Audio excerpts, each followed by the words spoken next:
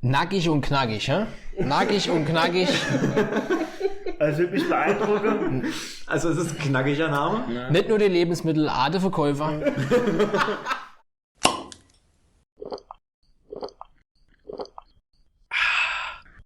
Willkommen zum Podcast Stammtisch Hinnerpals. Ja, Hannes, da reißt doch jetzt mal in die Uff. Ich hab voll Bock. Ja, hopp, alles klar. Moment. Voll geht die Decke. Der kommt Hier schon direkt. raus, mein lieber Ich Schwan. mach mir das einfach so. Ey, Gut, dass doch gerade keine Lampe oben drüber war, ey. Ich hätte auch gern den Öffner. Das ist ganz komisch. Alle, Kampagne-Probe. Kampfei. Kampfei.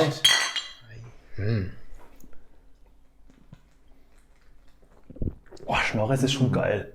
Das ist so richtig schön Das würzig. schmeckt echt gut. Ja, Jetzt mehr von der Hohle soll. Ist nicht schmuck. Ja, dieser Nachgeschmack ist geil, ne? Aber ich finde es irgendwie ganz komisch, mit euch an einem Tisch zu hocken. Das ist so mega ungewohnt. immer noch so surreal, ne? Ja. Kannst gar nicht glauben. 3D sieht einfach noch schlimmer aus. Ganz schlimme Gesichter. Nee, also für mich, ohne Scheiß, wo ich vorhin noch zum Michael gelaufen bin, habe ich gedacht, Alter, das ist sowieso Junggeselleabschied in Leid, weil wenn ich jetzt demnächst quasi heirate, also ich bin nur standesamtlich dieses Jahr, aber das ist es ja quasi. Wir kommen zusammen, ein bisschen einer und ja, und haben eine gute Zeit. Also nächstes Jahr hoffe ich, dass es dann richtig stattfindet, ne? Aber es ist schon irgendwie geil. Stimmt, so kann man es auch sehen. Man kann das auch als der Junggeselle Leitabschied sehen. Ja, Standesamt. Wir sind jetzt quasi standesamtlicher Jugendstellerabschied. Und gleichzeitig wieder so ein bisschen willkommen im normalen Leben. Ich habe dennoch ein bisschen Angst, dass was passiert. Ja. Der Mut ist noch lang. Mit Sicherheit passiert was. Ich frage mich sowas. Springt noch einer vom Balkon. Erreicht jemand einen Teich? Ich weiß es nicht. Ich glaube nicht. Ich glaube, ich muss später irgendwie die Tür verriegeln. Das geht nicht. Michael, hast du eigentlich deinen Nachbarn darauf hingewiesen, dass du heute oben eskalierst, also mit Freunden? Nee. Nicht so wirklich. Bisher hatte ich noch nie irgendwelche Rückmeldungen gekriegt, dass ich zu laut war. Und ich war, glaube ich, auch allein so schon bei uns im Stammtisch ein bisschen laut. Ja, und vor Corona war man bei dir auch schon öfters mal laut, also. Ja. Aber das ist das Problem. Die sind da nämlich dran gewöhnt. Ach so. Du musst die informieren. Ja, ich hätte es alle machen, das stimmt, aber vielleicht tun wir später noch kurz Bescheid sagen.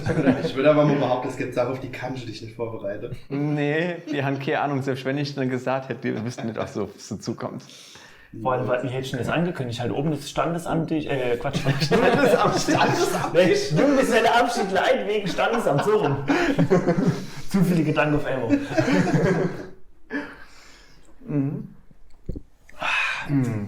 Aber wo andere Sache, hatte die Woche das mit der UEFA mitgeredet. Also das hat mich so als linksgrün versifftes Arschloch richtig aggressiv gemacht.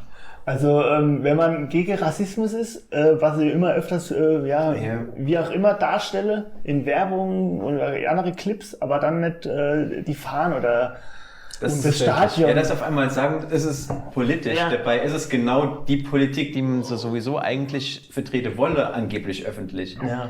Das verstehe ich auch überhaupt nicht. Das hat mich richtig wahnsinnig gemacht. Also Es geht eigentlich nur darum, dass um ein paar halt gewisse Geldgeber nicht irgendwie sauer aufzustoßen. Ja. Das kann ich mir eigentlich nicht vorstellen. Jetzt auch überall nur noch um Geld. Siehe Ja, klar. WM Katar. Also, es geht nur noch ums Geld. Also sie gucke ich wirklich nicht. Ich gucke auch jetzt die EM nicht. Ich habe noch kein Spiel gesehen. Also Klinger hat gerade bei den Deutschen. Das war nicht so. Also das letzte Portugal Spiel war habe ich auch gut, nicht aber das gesehen. letzte Boah, Spiel... das schon mal ein Blutsturz. Ich bin bald durchgedreht. Ich hab sogar in der ersten Halbzeit zu meiner Frau gesagt, komm, wir machen aus, wir gucken die Babystation. Ich kann es mal nicht mehr angucken. Wolltest du dich auf was vorbereiten oder wie kommst du auf die Babystation? Ja, wenn ist Marie ist schwanger. Wir müssen uns für vorbereiten. Oder? Das kenne ich, aber das war bei uns Asso.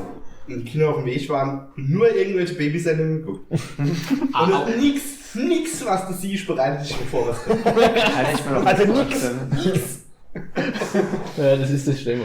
Nämlich das, was du siehst, ist teilweise schon... Aber in Wirklichkeit wäre es noch schlimmer. Wahrscheinlich. Naja, um auf den Fußball zurückzukommen, ich habe dann irgendwann so im Dorf das Kreische gehört und dachte, oh, jetzt. Hast du zufällig mich gehört, oder? Nee. Aber dann habe ich auf dem Handy, während wir die Babystation geguckt haben, habe ich auf dem Handy noch den Livestream von ZDF verfolgt, aber es ist ja dann... Ja, das Gleiche im Dorf habe ich überhaupt erst mitgekriegt, dass die Leute spielen. Ja, vor allem das Perverse, die schießen es ends und dann kriegen sie 15 Sekunden später das 2 Ends. Also das hat mich irre gemacht. Ich hab ja gestanden. Ich habe wie im Stadion gestanden. Ich konnte nicht mehr hocken. Also, so wie ich der FCK geguckt habe, wie er fast abgestiegen ist, habe ich auf die Knie gehockt. Habe ich jetzt gestanden einfach. Und die Elsbeth hat neben drauf gehockt und ich habe ja keine Fingernägel mehr.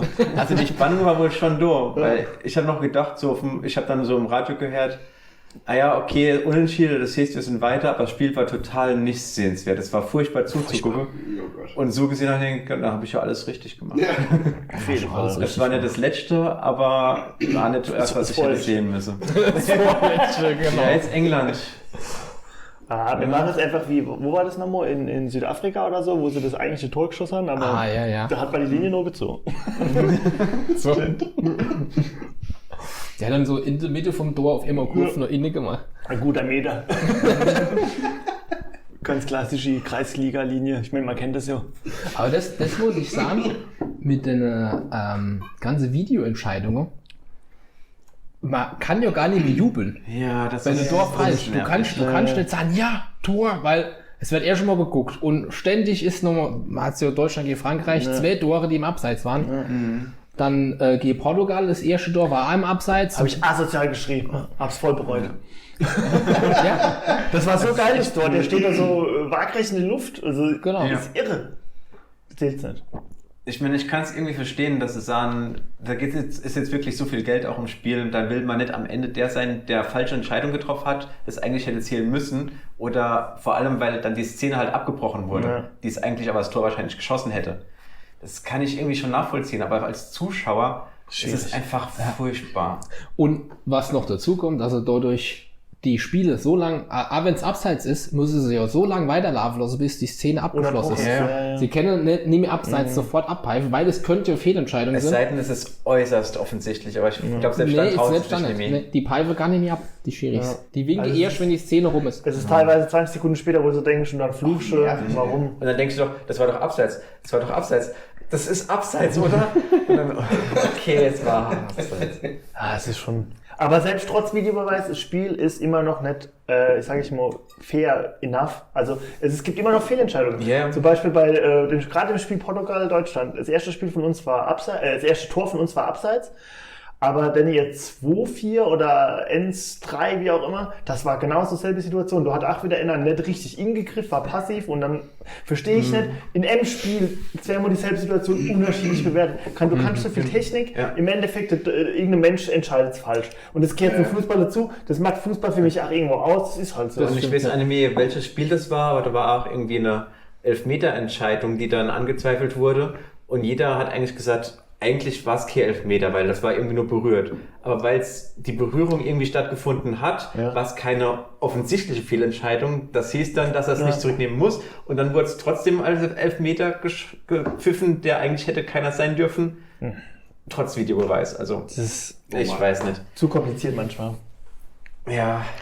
Aber wie du merkst, Matze, mir guckt es dennoch, obwohl zu viel Geld im Spiel ist. Ja, aber wie gesagt, Katar gucke mal nicht. Ja, bestimmt nicht. Aber was ich ja auch heute gemacht habe, weil ich mich so asozial gefreut habe, euch zu sehen, ich habe gedacht, also erstens mal, ich gehe noch mal duschen. Nicht von dir. Für die guten Freunde. Für die guten Freunde kann man auch mal duschen gehen. Aber das erste Mal die Woche. Ja, nee, sogar das zweite Mal dann da. Aber was ich auch öfter schon angemerkt habe, ist, dass meine Oma mal schlechter Schnaps schenkt. Also 50-50. es ist guter wie schlechter Schnaps dabei. Man muss gucken, was man kriegt. Aber, also meine Cousins können das bestätigen.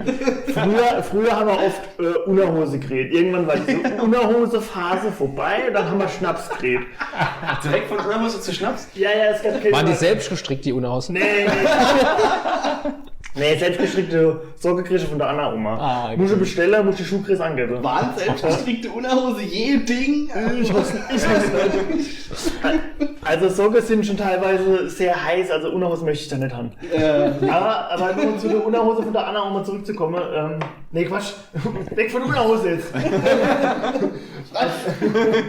Also sie hat dann auch abwechselnd mir Duschgel und Schnaps geschenkt. Und es gibt dann Anlässe für wie heute gutes Duschgel. Da hat mal die Oma dann, Hugo Boss, kurz Schleichwerbung gemacht, gutes Duschgel geschenkt. Da habe ich heute gedacht, heute für euch mache ich mal richtig gutes Duschgel. Normal mache ich das nur für die Elsbeth und mich, wenn man gut essen gehe. Hab ich gerne an dir geschnuppert. Ja.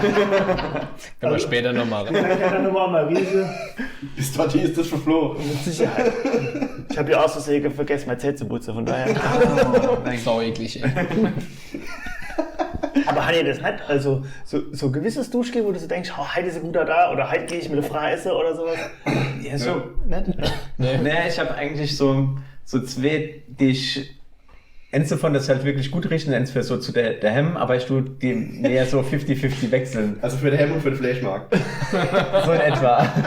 Also, Michael, ich war gerade in deinem Bad, also ich habe nicht mehr wie zwei gesehen. Ja, sorry, hab ich doch gesagt. Das zählt dann immer für Kopf bis Fuß. Also, 25 in Enzstand. So in etwa. Das löst aber auch Schaum. das kann alles. Damit kann du einen Pinsel reinigen.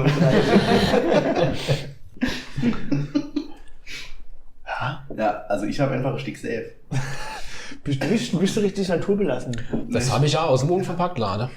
Tatsächlich. Aber jetzt nicht aus deinem Eichen. Noch nicht aus dem Eichen, aber irgendwann. Und nach dem Ober eigentlich. Ja. Demnächst. Hängt da so ein Schild aus, nur Leute mit echtem Geld dürfen bezahlen, oder? Ja, es hängt das Schild, Splitwise wird nicht akzeptiert. Ansonsten Visa, Mastercard, sonstiges wird akzeptiert. Alles, was man durch die Ritz ziehen kann, wird akzeptiert. Da ist doch hier Stammtisch, ist okay, Kindergeburtstag. Ja, aber hast du für deine Unverpacktladen schon Werbung gemacht?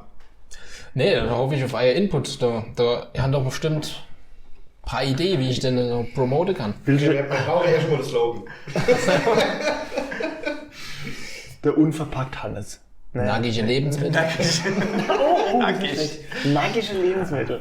Das ist auch ein bisschen sexy. Sexy ist immer wichtig. Sex als Ja, sexy gleich ist alles wichtig. dabei. Aber nackig dann auch mit Doppel-G geschrieben, das ist so ein bisschen. Auf jeden Fall. Finde ich gut. Also ich fänd die Werbung besser wie so andere Werbungen, wo du so Ohrenblute kriegst oder. Oh ja. Es gibt so ein paar Sachen, die man auf jeden Fall vermeiden muss. Unverpacktladen vom Hannes. Der Hannes sei unverpackt. Habe ich da gerade einen Seitenbacher rausgehört? Denken, der Mann hat noch eine Freude in seinem Leben? Ich glaube nicht. Das denkt gar nicht. Der kann halt nirgendwo mehr rennen. Wenn du beim Restaurant anrufst, ja, ich bin's und keine Ahnung, Müller heißt da, ne? Ja, ich bin's, der Müller. Genau, das ist doch so verarsche und direkt aufgelegt. Der Herr Seidebacher ruft hier an. Oh, das ist ganz Bräuchte schön. noch einen Tisch für heute Abend. Für heute Abend einen Tisch. Es ist immer Der wichtig, Tisch, heute Abend. es ist immer wichtig, alles selber zu sagen. Ja, Ja. stimmt. Der letzte Von vorne noch hin. Ja. Der letzte Depp hat seinen Namen verstanden. Schnorres Bier, Schnorres. Aber ich finde, ganz schlimm ist so Edeka Südwest.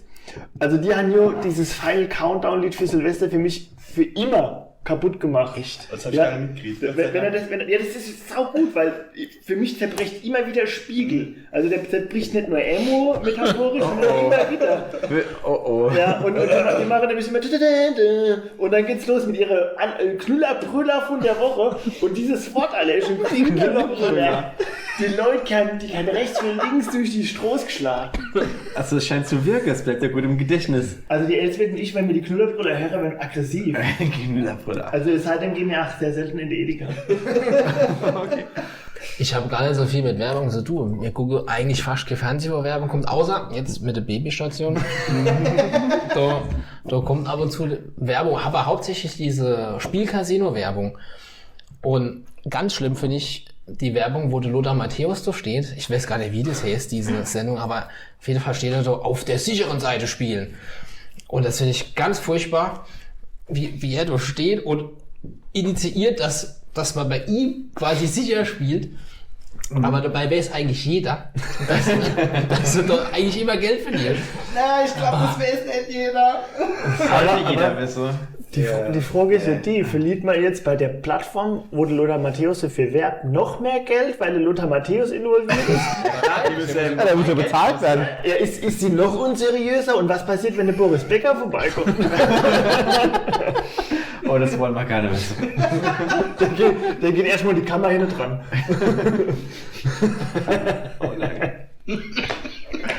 Also es ist schon irre, wie viel Ex-Fußballer für sowas werben und das ist total pervers, wie viele Leute Geld verlieren, ne? Das ist irre. Ja, es ist Zumal es ist ja auch alles gar nicht legal. Also, Nur in Schleswig-Holstein. ja, also genau. Also jeder, der halt nicht dort Wohnsitz hat und dort spielt, dürfte es ja gar nicht. Das ist Oft, so ja. Grauzone. Ja, oft. Wahrscheinlich in 15 und 16 Also ich glaube, aber vielleicht 16 Bundesländer. also beim Oli Kahn kann man, glaube ich, überall, also gemäß seinem Gebiet, der hatte ich immer ein bisschen Angst vor Oliver Kahn. Und wenn der sagt, man kann dort spielen, muss man dort spielen. Ja, das ist dann nämlich optional. Ich habe mir jetzt ein Konto eingerichtet. Sehr Das ist die grausam. Werbung, die sie jetzt schon ständig mit Arschung gespielt. Das ist Wahnsinn. Dann doch lieber Seidebacher Müsli. Nee, eigentlich nicht. Aber das sind so Produkte, oder oft sind es hier die Produkte, die man selber nie kauft, die so asozial beworben werden, ne? Ja. Oder haben wir das Sprudel gekauft, wo Salomons die Michael Schumacher Werbung dafür gemacht hat? 2 in 1, keine Ahnung. Was war das? Was war das? Rossbacher. Rossbacher, ja. Rossbacher. Nee. 2 in 1. 2 in 1 Vorteil für deinen Körper. Genau. Aber was ist denn jetzt doppelt drin? Oder Keine Ahnung. Magnesium oder Calcium oder? 2 H-Atome und AO-Atome.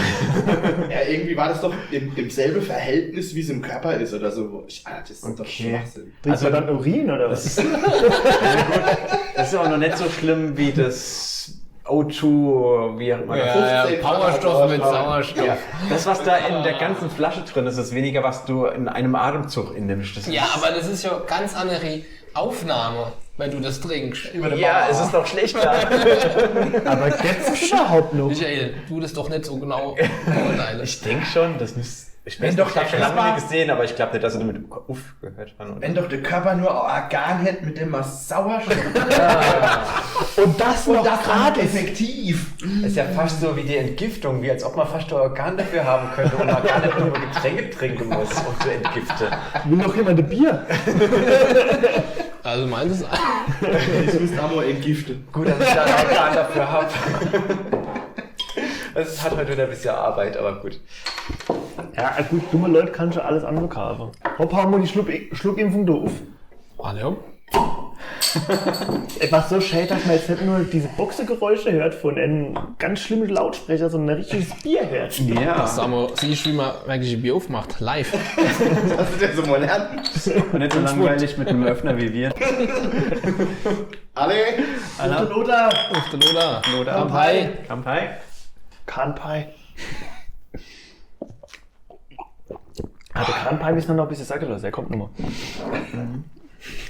Oh, es ist sehr fruchtig jetzt. Schmeckt Die schon Schluckimpfung ein hat Stück schon was. Hast du wieder dein Bier so krass aufgerissen, dass es wieder fast überschäumt oder geht's noch? Ne, ich Nächstes jetzt Mal fast ging's. vorderglos. Bitte nicht. Ein kurzer Schock. Als ob der Teppich jetzt das Problem dann wäre, ne? Das Bier ist doch aus. Ja, oh nein. Das ist eine Impfung, das ist ein Impfstoff. Schluckimpfung. Eigentlich schon eine ziemlich coole Idee.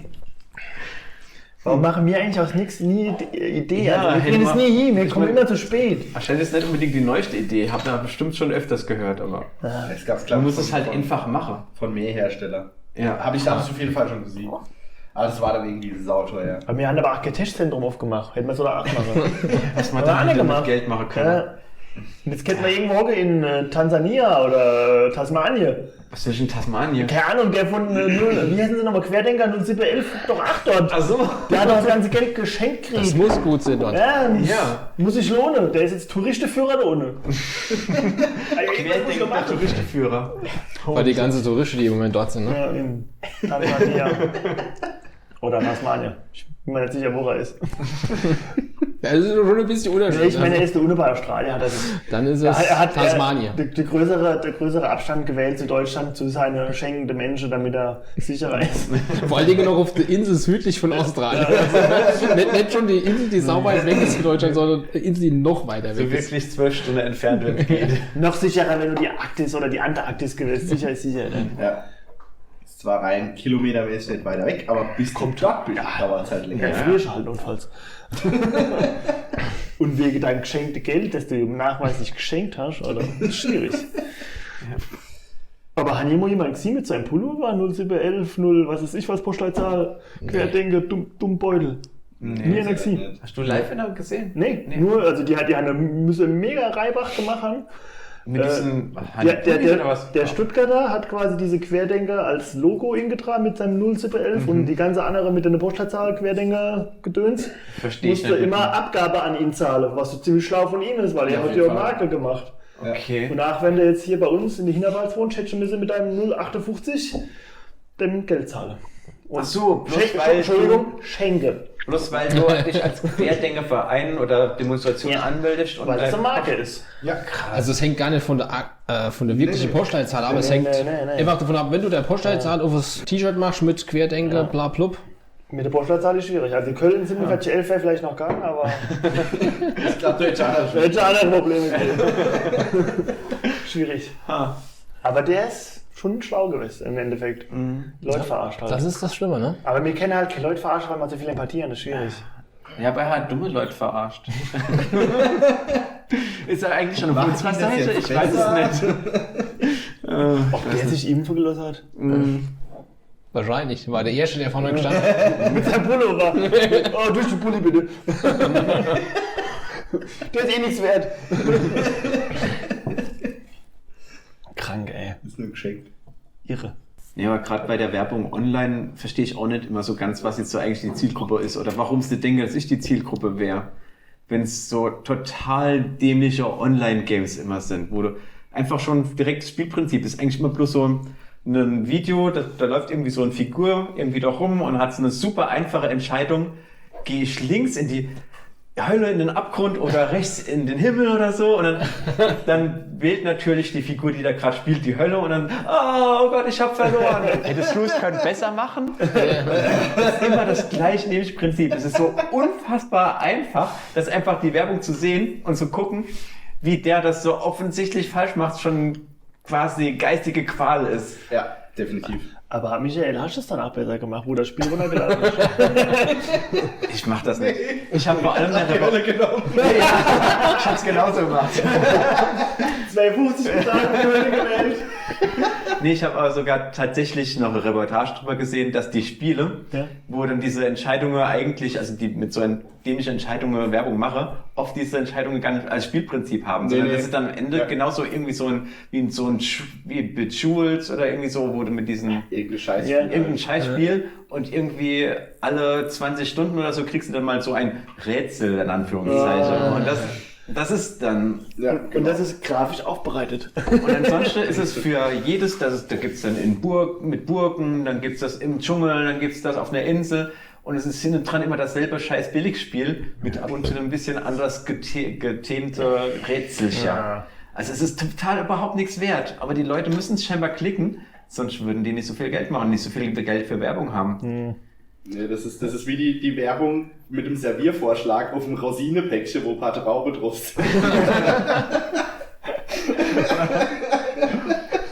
Und Serviervorschlag. Oh, was machen wir mit der Rosine? Ja, rehydrieren wäre ganz cool. So als richtige Traube wären die eigentlich viel geiler. Ich muss gerade schon wieder an den ehemaligen Schwager denken vom Hannes, der gefroren hat, wie die Rosine beschleunigt. Wo wachsen Rosinen? Oh Mann, ey. Ich habe immer noch Angst, dass der Mann rumläuft oder der Junge, der gefühlt der vermischte Junge. Wo ist dieser verdammte Rosinenbaum? Ja. Vielleicht sind wir da was ganz Großes. Ja. Vielleicht wäre Traube eigentlich wirklich aus Rosine gemacht.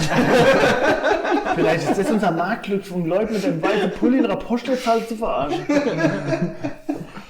Ist scheinbar Potenzial vorhanden. Wacht auf, die wollen euch da was verkaufen. So auf dem Markt stand links Rosine, rechts Traube. Was willst du?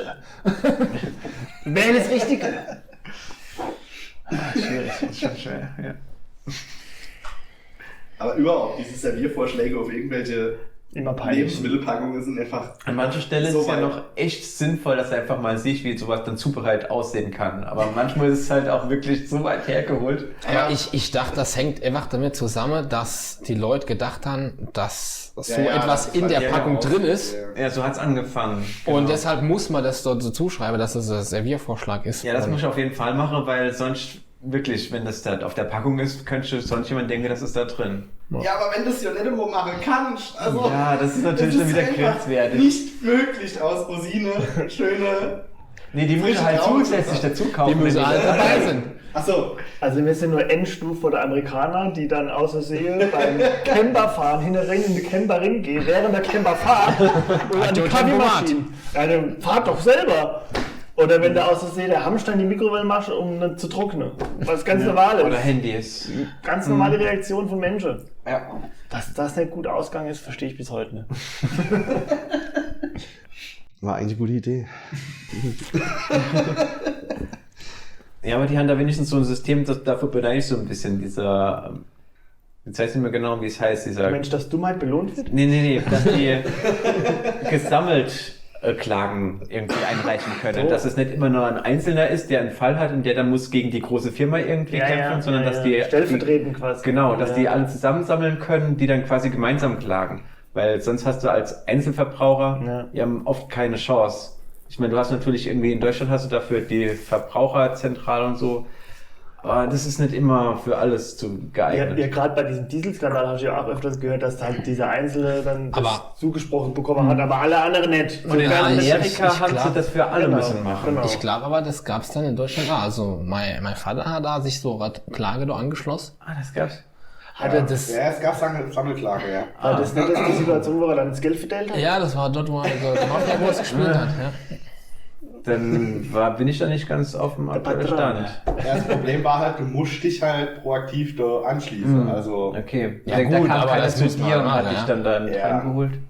Aber ich glaube, das war schon so eine Ausnahmesituation. Das war jetzt, Ja. normal kenne ich es auch, wie es Ja, genau. Michael sagt, dass es so Einzeldinger sind, wo du dann ja, auf jeden Fall. prozessierst. Also ich habe noch nie prozessiert, ich weiß nicht, ob ihr schon prozessiert habt. Noch nicht? Als Messdiener habe ich prozessiert. Oh Gott. Das war einer. Kompliziert, der kommt tief. Wann gibt es denn eigentlich mal so ekliger Schnaps? Kennt man mal in der Nacht, ne? Würde ich auch Ja? sagen. Okay, dann machen wir das mal. Ja. Brauchst du ein Messer? Nee, das ist richtig. Ja, Quatsch. mit Messer. Selbe so Einfach so hingestopft. Nee, ohne abgeschlagen. Es wäre Zeit, dass du mal ein bisschen was auf die Bumm kriegst da. Muss das Ding doch wieder hinhängen. Boah, der riecht richtig widerlich. Das ist halt eklig. Hast du das Etikett gelesen? Was ist denn so die Geschmacksrichtung? Vorsicht, das sind 04 wenn du das Kräuterwildkirsch. voll machst. Also, Ich dachte, verbrennte Hexe. Der Kräuterwildkirsch. Okay. Warum ist es dann so grün? Kräuterwildkirsch. Okay. Aller hopp. Ey, die eklige ist, glaube ich, rosa oder rot. Es gibt der und Was die ist das dann? Sind eklig. das dann verbrennte Ich Hexe? weiß nicht, was für Geschmacksrichtung das ist. oh, der Michael hat gerülpst! Der Michael hat gerülpst! Oh, okay. So, also, Voilà, auf die dann eklige. machen wir da- Auf die eklig. ekliger Oh, Kampai. der riecht aber schon sehr Eklig. künstlich. Oh, der riecht unfassbar süß. Eieiei. Siehst du wie Apfelsaft? Na, Wow. also der hat 25,3 Volumenprozent. Deutlicher Wodka-Nachgeschmack. Uiuiui. Uff, sag schon mal nicht mal lieber wieder richtiger Schnaps. Also das ist schon ein Erlebnis so. Also so Negatives sind da. Aber vergesst nicht so schnell. Ich muss sagen, besser als das Biertasting, aber Ja gut. Oh, das, ja. Das, Ja, Boah, das wollen wir lieber wieder vergessen. wie wild geschmeckt oder geroch hat. Oder dieser vergorene Wein. Der Aschenbecher war furchtbar. Boah, ganz schlimm. Ich fand die Das Wilds hat auch mir oben schlimm. versaut. naja, jetzt haben wir ein gutes Bier, Ja, weil wir noch nicht stimmt. länger drüber retten. Alle auf die Schluckimpfung. Auf die Schlucke immer. Ich schlucke Boom.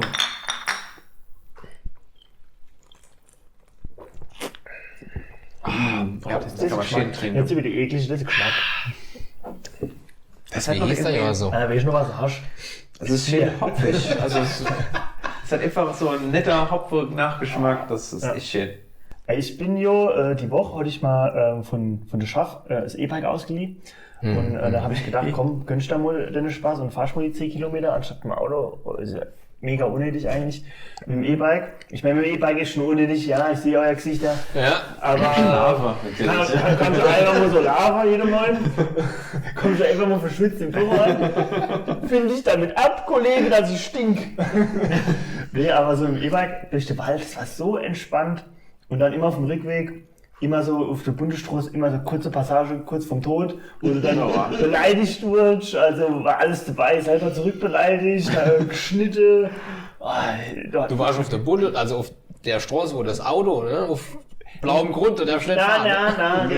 Nee, das ist ja quasi Kreisstraße, das ist ja Also, richtig okay, Bundesstraße. Aber es gab kein paralleler Fahrradweg zu meiner Verteidigung und dennoch wurde ich fast umgebrungen und ans Kreis genagelt. Also, das war schon grenzwertig. Ja, warum fahrst du an den Tunnel mit deinem Fahrrad? Das ist doch E-Bike. Ich muss das doch kennen. Also ich hatte den Turbo-Modus an zu meiner Verteidigung, aber ab 25 passiert halt nichts mehr. Ja, da muss man aber echt zusehen, die Radwegenetze sind bei uns schon lückenhaft. Ja, klar. Ja, das stimmt. Ja, solange es feldweg ist. Ja, aber selbst das hast du ja nicht immer unbedingt immer, ohne dass du gleich, keine Ahnung, 10 Kilometer Umweg hast. Gerade da im Pfälzerwald ist es nicht immer so ganz einfach. Du kriegst manchmal einfach bloß die Endstraße. Ansonsten musst du wirklich einen Waldweg fahren, über Berg runter, Berg hoch. Das ist halt nichts für normales Rad. Das kannst du mit dem Mountainbike vielleicht, aber... Das ist halt das, was ich ja im Fahrradfahrer mache, Mountainbike. Deswegen kann ich das so. Ja, aber ich verstehe den Menschenhass nicht unter der Woche, wenn man dann auf die Arbeit fährt, dann einfach nur, du willst man jetzt nicht zwingen, wie du, Hannes, sag ich mal, ich mache das manchmal auch gerne, mit Mountainbike, du runterpace, aber so, wenn du auf die Schaf fahrst, willst du dich halt nicht so mega verausgabe und halt nicht so asozial schwitze. Und dass man dann andere Menschen so hassen muss, das verstehe ich nicht. Also das ist ja wirklich schon, dann wird du geschnitten und kein Abstand gehalten, das ist schon grenzdebil. Nee, du gibst dir recht, was da alles teilweise abgeht. Völlig unnötig, wenn es so ein paar Sekunden geht, dass man sich da ankeift. Unnötig. Ja. Ja, da gibt es ja jetzt so Aktionen, dass sich so ein paar Leute zusammengetan haben, die haben ein Gerät entwickelt, dass du quasi selbst Schnur bauen kannst, also kriegst dann irgendwie Bauplan und Ding. Und mit dem kannst du dann am Fahrrad angebrungen Abstand messen. Mit wie viel Abstand dich die Autos überholen und dann zeigt dir das an. Und aber es zeigt leider nur dir an als Fahrradfahrer. Das zeigt es bei der Polizei an. Ja, also ich weiß jetzt nicht, ob das dann irgendwie gerichtsbar verbindbar ist oder so. Also du kannst den mit deinem Lautsprecher verbinden und dann mit dem nach Notklärern. Direkt mit Handzeichen, die automatisch hochfahren. Das ist so Stinkefinger, der kommt hoch, wenn du da Mindestabstand oder Schritt hast. So 100 Meter kommt er direkt hoch. Wenn einfach direkt die Räfe aufgestochen. Wenn das Messer nah genug an das Auto rankommt, ist abzustechen, war schon zu nah. Ich denke, das ist eine Marktlücke. Haben Sie Speis an Ihre Räder? Nee, das sind Messer. Wir stellen uns an die Radwege und sagen dann so alle Leute, die so Abstandsgerät haben. Ah, ich sehe es ja, so ein Abstandsgerät. Haben Sie schon mal über ein Messer noch gesagt? Einfach ein Messer. Ich denke manchmal über Messer nach. Ein Messer. Ein ganz normales Gespräch mit wildfremden Menschen. Haben Sie schon mal über ein Messer nachgedacht? Ganz normal. Vielleicht sind es auch einfach Auswirkungen von Hitze und andere meteorologische Einflüsse. Man weiß es schon. Aber ich habe natürlich schon echt viel Positives über diese E-Bikes gehört. Also es macht wohl schon wirklich Spaß, weil du einfach ein bisschen indrehst und schon hast du auf einmal eine Geschwindigkeit drauf, egal berghoch, bergunter, alles. Also gerade am Anfang, das pusht dich, wie gesagt, deine 25, das ist so krass, wie schnell du dann auf diese Grundgeschwindigkeit kommst. Das ist schon übel. Also ich bin auch das von meinem Vater mal gefahren, das E-Bike, das macht schon Bock, aber ich wehre mich noch, gehe mir selbst ins Kave und wenn ich Fahrrad fahre, dann nehme ich mir halt die E-Biker vor, um sie inzuholen. Meistens kriege ich sie ab. Nur die Rentner, die mit voller Stoff da. Nee, nicht nur Rentner, ich hole andere. Ich habe auch schon mit meinem Mountainbike Rennradfahrer eingeholt. Das klappt manchmal. Biegst du neu mal rechts ab und gehst kurz oder? Das glaube ich nicht. Ich habe gerade angefangen mit dem Fahrradfahren und habe bei uns auf der Landstraße überholt. Rennradfahrer und der ist wahrscheinlich schon 60 Kilometer gefahren. Ich bin gerade erst. Kurz Sprint. Ja, ich krieg dich. Und du auf deinem 3. Kilometer, dem zeige ich. Und er hat so das Trikot, so typisch Tour de France-mäßig so auf. Ja, mach's gut. Mach du dein Ding. Er hat dafür später noch Blutdoping gemacht, also Mit Sicherheit. Das ganz machen die normal alle. mit der Fradehelm. Wie hat das eigentlich so geklappt, Peter, mit dem auf die Arbeit fahren, wettermäßig? Bisschen schräge Wäsche vor die Woche. Oh, also sagen wir so, ich hatte mir natürlich bei dieser Probewoche wieder die perfekte Woche rausgesucht.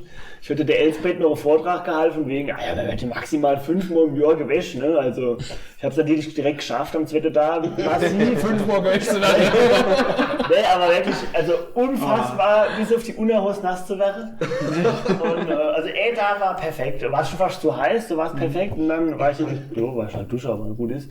Aber an dem Ende da habe ich bis auf die Unterhose und an dem anderen da habe ich gedacht, nee, das tue ich mir jetzt nicht an. Also moins und Sippe, oder es war ja sogar vor Sippe, da muss ich noch nicht batschnass sein. Also war es so gekübelt. Die schafft ja später, habe ich dann wach gemacht und habe gesagt, habe ich wieder Arbeit. Bitte! Hat er dann auch gesagt, habe ich das nicht gesagt? Eventuell heute mal das Gespräch geführt, eventuell habe ich darauf bestanden, dass ich nicht ganz recht hatte. Solange du sogar darauf bestehst, dass du nicht ganz recht hast, ist das ja gut. Ich musste zurückrudern, aber ich habe gedacht, ich bin im falschen Film die Woche. Aber ich glaube, wenn du letzte Woche gefahren wärst, wäre es auch nicht viel besser gemacht. Ja, an dieser Hitzewelle kann ich ja auch nicht fahren. Das wäre schon genauso nass gewesen. Das ist ja wieder so pervers, es ist entweder kalt oder so asozial heiß, es gibt ja nichts dazwischen. Ne, das Wetter kann nur noch extrem. Das geht schnell. Ich habe auch letzte Woche gewählt, kurz bevor, also das war da, bevor unser Biomüll abgeholt wurde, habe ich gedacht, komm, jetzt tue ich mal noch wir haben so Stachelbeer auf dem Balkon stehen, die aber Mehltau hat und total schlimm aussieht. Die tue ich jetzt mal noch entsorge.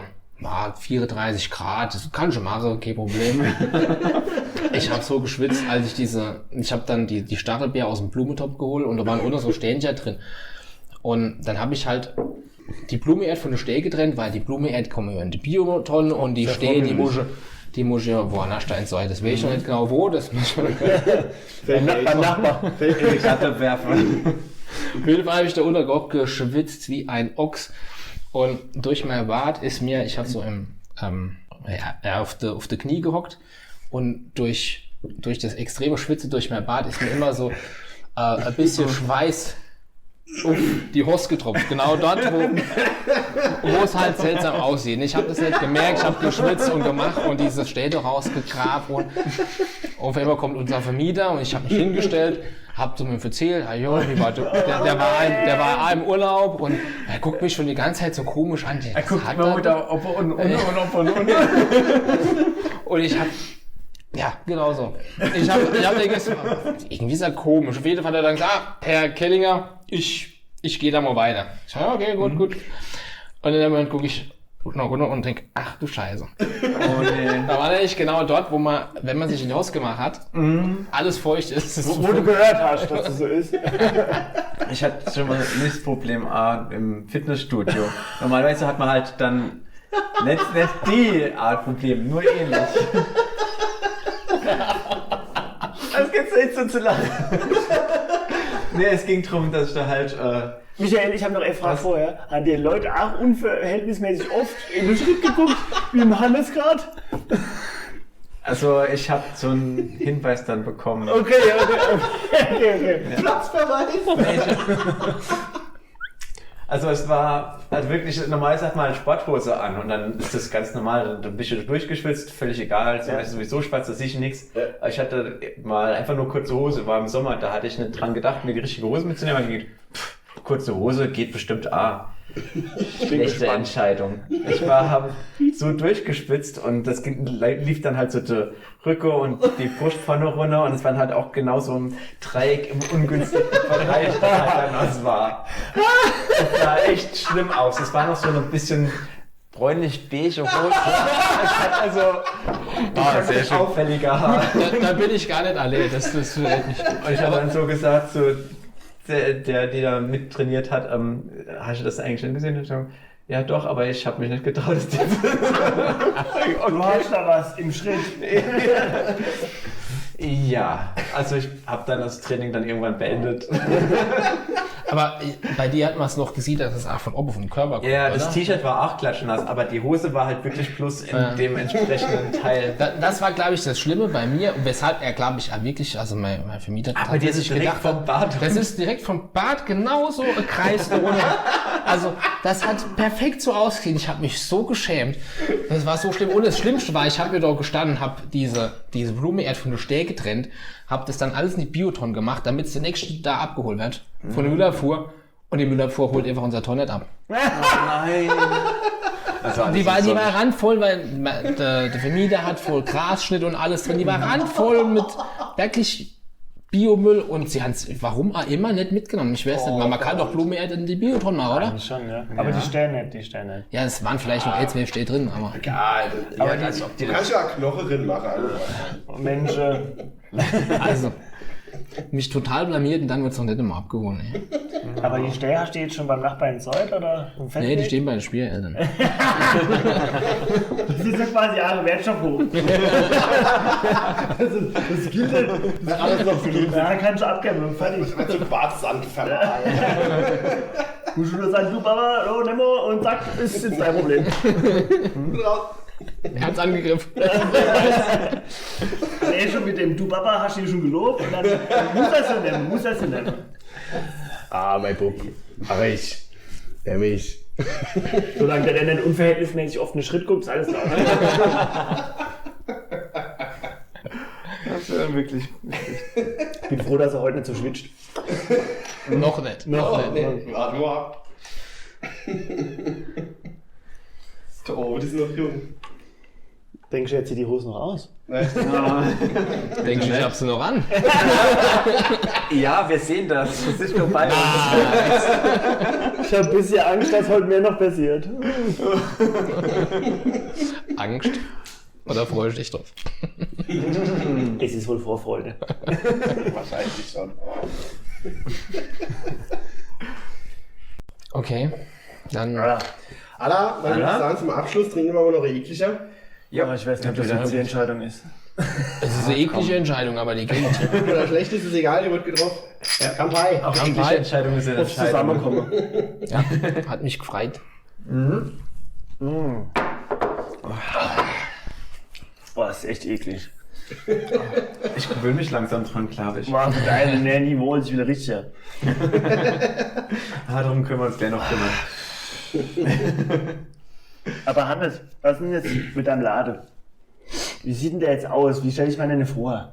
Was ist denn da, was prangt denn da oben drüber? Was doch, ja gut, ein Name, Mensch, ne? Ja. Wie das Ding ist so. Irgendwas, was brennt, was die Leute richtig beeinflusst. Ja. Wie wär's da mit nackig und knackig, ja? Nackig und knackig. Das wird mich beeindrucken. Also es ist ein knackiger Name. Nicht nur die Lebensmittel, Verkäufer. Und die musst vielleicht noch mal im Ordnungsamt sprechen, aber ich bin dabei. Die Ja, ich keine hab- Vorschriften.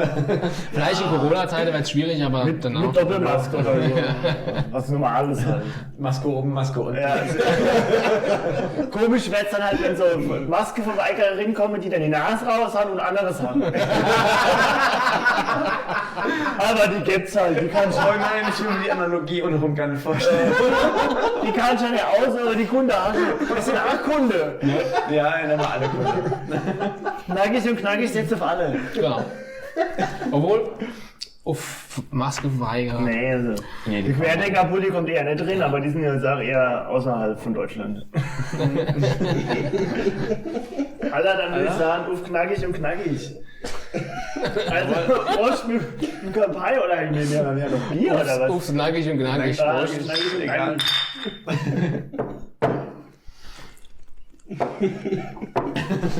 Ups, knackig und knackig. Aber es war schon nicht. Knackig und nackig.